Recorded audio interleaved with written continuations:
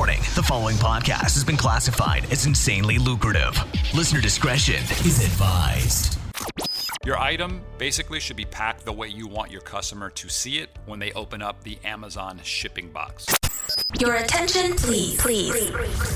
Listening to the AM/PM podcast may cause recurring revenue streams and unfair advantages over your competitors. Other side effects may include fatter wallets, fired bosses, and longer vacations. Listen at your own risk. Here's your host, seven-figure entrepreneur and online marketing madman, Manny Coates. Manny Coates. Hello, everybody, and welcome to the AM/PM podcast. My name is Manny Coates, and I will be your host, and this is the show where we discuss all things Amazon private label and how to generate recurring revenue streams 24 hours per day during the AM and the PM, hence the name of the show, AM/PM podcast. As a matter of fact, I started working out hardcore for the first time in a long time. My New Year's resolution to get back into it like I did 2 years ago. And my body is insanely sore today. Oh my God. But while my body is sore and while I was working out, I was making money. How cool is that? Pretty cool, I think. So guys, today is our FAQ series episode. We do several of these per week. And as always, I am joined by my co-host, Guillermo Puyol. Guillermo, how you doing, buddy? I'm doing excellent, Manny. What's up? Man, I'm sore. I can barely move around. It hurts. It's good to hear that you're working out again. We've been working really hard, long hours, so taking care of the body is important as well. Yeah, last year, 2016, I really didn't work out a lot. The schedule, you know how it is, Guy. You and I were both working very similar schedules, double shifts in many cases. And the last thing I wanted to do was go to the gym. I just wanted to plop down and relax and spend an hour doing something that, didn't involve a lot of moving, I guess, if that's what you want to call it. So this year, I'm going to get in there. I'm going to start doing stuff. And next time you see me, which will be March, I think we're meeting in Vegas for a conference, right? Yeah. We're both going to be in better shape. Awesome. All right. So anyways, enough about that. FAQ series, we get in, we get out, we talk about one topic. You're going to ask one question, we're going to answer, and then we're finished. So Guy, take it from here, bud. All righty. I have one ready here. And as always, comes from the Amazon FBA High Rollers group on Facebook. This one says, I was wondering whether every unit of my product needs to be packed individually in a cardboard box when shipped to an Amazon warehouse, or does Amazon take care of the packaging? For example, my product can be packed in a poly bag and multiple poly bags fit in a box. Do they still need to be packed individually in a cardboard for Amazon to ship out to the customers, or does Amazon provide the shipping carton themselves based on the order quantity? Okay, that's pretty straightforward. It sounds like this person hasn't actually started selling or shipping anything into Amazon, or maybe they just don't know, but your item basically should be packed the way you want your customer to see it when they open up the Amazon shipping box. Okay, because Amazon's always going to put your product into one of their boxes. So you don't have to put your product in a box. If you want to use a poly bag, that's fine. If you want to put your product in a smaller box or in a box that fits your product, that's fine. Amazon's still going to take that box, your product, or that poly bag or whatever it is, and they're going to stick it into a box to ship out to that customer. So it's going to be your product plus more than likely some other products if they're small enough to fit in that box from other sellers, whatever that customer is ordering. Okay, so just to be clear, they're not going to take your product, right, whether it's a box or a poly bag or whatever, and just slap a shipping label on it and send it that way. That's not what they do. They actually put it in a box. So yeah, you don't have to worry about that. Amazon will do it.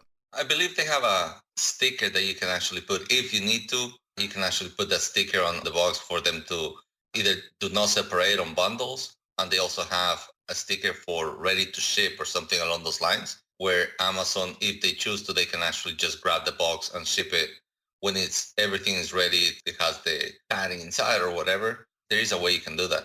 Okay, cool. I have never actually done it that way. I have used the labels do not separate because I have product. This is the only serious product I have that has a poly bag, and it says do not separate because there's 6 pieces in this particular product. And I don't want them to open those up and stick them individually everywhere and then try to charge me for labeling each product, because the individual products do not have any kind of labels in them because there's 6 of them in that bag. So that's a good point. And yeah, have you actually shipped with the ready to go labels?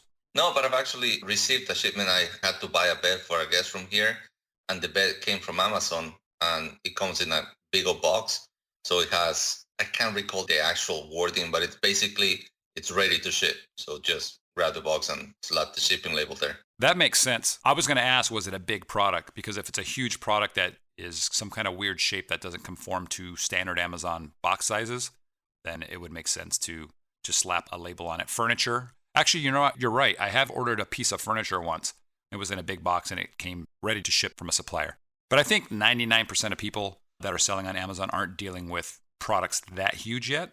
So more than likely, you won't need to do that. The other thing I kind of want to mention, it's not the question you really asked, but I want to talk about a few things related to perceived value. I always mention this, Guy, you know that. Mm-hmm. If you're going to be sticking with poly bags, really consider whether you want to do that or not. It doesn't cost that much more to put something in a nice little box because to me, a poly bag just has low perceived value, right? I mean, I'm going to put you on the spot, Guy. Can you think of anything that would be inside of a poly bag that would have high perceived value versus if it was in a box? No, I'm sorry about it. That's it. That was a quick answer. Yeah, there's nothing. I was thinking of a cell phone when you go to the cell phone store and there's a bunch of little items in poly bags. Those to me have the cheaper feel to them. Whereas if you go to the high dollar items, they're always in a nice package. Yeah, exactly. So think about that, guys. Okay, so you have, let's say it's a case. I don't know, an iPhone case. We're going with this example. If it's in a poly bag and you're selling it for $6.99, if you have a really nice case that's in a really cool box, you might be able to sell it for $13 or $15. You're talking about a 2x multiple on price point. That's a very generic, scenario there. But yeah, that's what you guys can do. Just think about putting something into a nice box. You can have your supplier print on the box, put your brand right on that box. It just looks a lot better. It'll probably be protected better so it doesn't get damaged as much when it's at the warehouse, depending on what you're selling. The only caveat to that, I would say, Guy, maybe you have some pros and cons, but I would say one of the cons there is that if you put it in a box, more than likely it's going to take up more space. So you're going to have some additional storage fees if you aren't moving product on a regular basis because the box has to be, typically it's going to be square and it's going to take up more space. That would be the only negative thing to putting something in a box.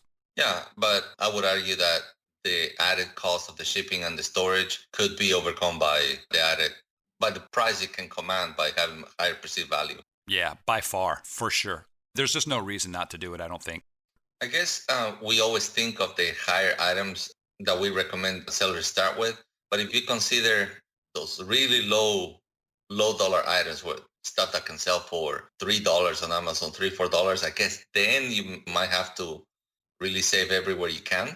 That might be the only exception to poly bags, but then again, we never recommend jumping onto those items. So yeah, you're going to see in 2017, I'm going to be pushing hard for overweight products and bigger products in general, as long as competition is low, so that you can really get in there and start making a higher profit level off of each unit sold.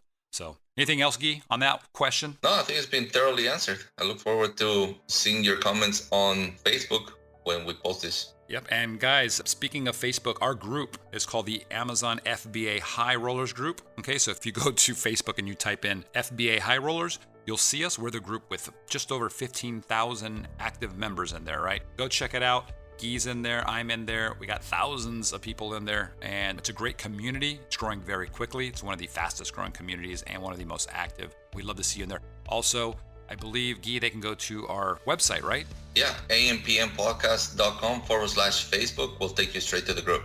All right, awesome, guys. So that's it. Until next time, my name is Manny Coates. I'm here with Guillermo Puyol. We'll talk to you then. If you like this episode, definitely check out episode number 97. That's one of our FAQ series episodes, and in that episode, we asked the question, should I expand my Amazon FBA business to other marketplaces? To find out how we responded, check out episode 97. Hey guys, Manny Coates here. If you've been following my podcast, you know I'm a huge fan of the Helium 10 tools for Amazon sellers. I only use the best tools out there, and the Helium 10 suite of tools are, in my opinion, best in class. Now, just because I'm the founder of Helium 10 doesn't mean that's all I use, right? I go where the money's at, and if there's a tool on the market that I haven't made and that tool helps me make money, I'll use it, and I'll talk about it here on the podcast, and I'll even link to it in our tools section at the ampmpodcast.com website. But I can honestly say that there's no place that I know of where you can get all the important tools that an FBA seller would need in one place, where the tools work with one another to help you save time and make you a lot of money. Now, the Helium-10 tools have had a huge hand in helping me go from zero to over $1 million in Amazon sales in just 10 months. Okay, keyword research, listing optimization, and a super tool called 5K Checker that makes sure that the words in my listings, okay, the front end and the back end, are actually indexed by Amazon. And guys, if you're not checking this, you're leaving money on the table for sure, because Amazon is always tweaking their search engine. Okay, so I always use 5K Checker every single month on every single one of my listings to ensure that my listings are still indexed for my keywords and that I'm still pulling in customers like crazy. If you're a longtime listener, you know I'll never use a tool unless it can save me a lot of time or it's gonna make me a lot of money. So I'm confident Helium-10 will do this for you guys, all right? There's a money-back guarantee, so there's no risk. Check it out. Head over to helium10.com. Helium10.com. That's helium10.com.